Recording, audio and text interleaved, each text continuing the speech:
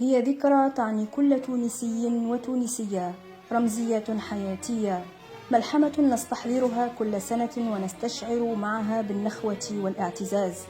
شهداء تلحفوا العلم واقتبروا في أرض ناشدوا لها الحرية لتكون بنزرت قبلة الاستقلال.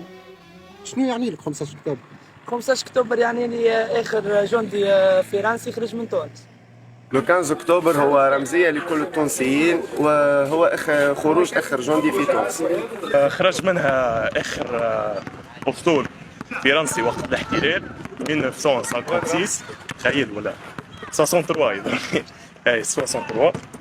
ثاني حاجة أنا قريت في الليسي بيلوتي اسمه 15 أكتوبر 1963. حاسيلو يعني لي برشا حاجات، وعيد ميلاد السيد الوالد زاد 15 أكتوبر. حاسيلو هكا. 15 أكتوبر عيد الجلاء. عيد الجلاء هو اللي نهارت فيه معناها استقل نص استقلال تونس. والحرب هذه صارت وقت ثرية فيها برشا شهداء من ماطر، من بنزرت، من تونس، خاصة من ماطر، جبل اشكل، بوجريد، شيرة ميشو، السجنان، 19 جانفي. عندنا قدام جامع الشهداء هاك حتى عاملين معناها بلاكة منها، خاصة 19 جانفي برشا معناها ماطرية جاهدوا معناها على الكرم وعلى يقولها محمد رسول الله المواطن التونسي من قبل كان غيور على الوطن نتاعو، والحمد لله والاستقلال جاي بشوي بشوي. عيد الاستقلال استقلت تونس فيه وخذينا الجلاء في بنزرت. أنا عشتها حرب بنزرت، أنا عشتها حرب بنزرت، وعيد نتفرج في الطيارات كيفاش قامت في بنزرت وفي سيدي أحمد ونتفرجوا فيهم.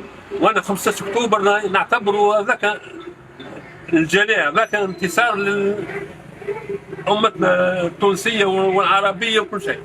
عيد الجلاء اللي استقل فيه تونس، وبرشا مناضلين مساكن ماتوا فك ثورة في بنزرت وقت خارج فرنسا، رجوهم تك تك تك تك قدام سيدي أحمد وفي مدينة بنزرت.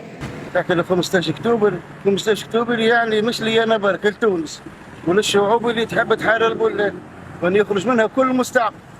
ولولا 15 أكتوبر وما قبله وما بعده لا نكون أنا ولا تكون أنت ولا كان بابا أنا من المناضلين على خليلة كانوا شرف انه فهمت ولا لا دافع على تونس باش توصل انت وانا وتولي عندنا كلمه وتونس.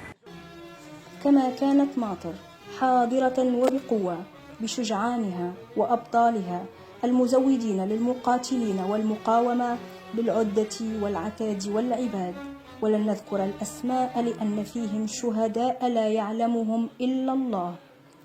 رحم الله شهداء الوطن وبارك مناضليه.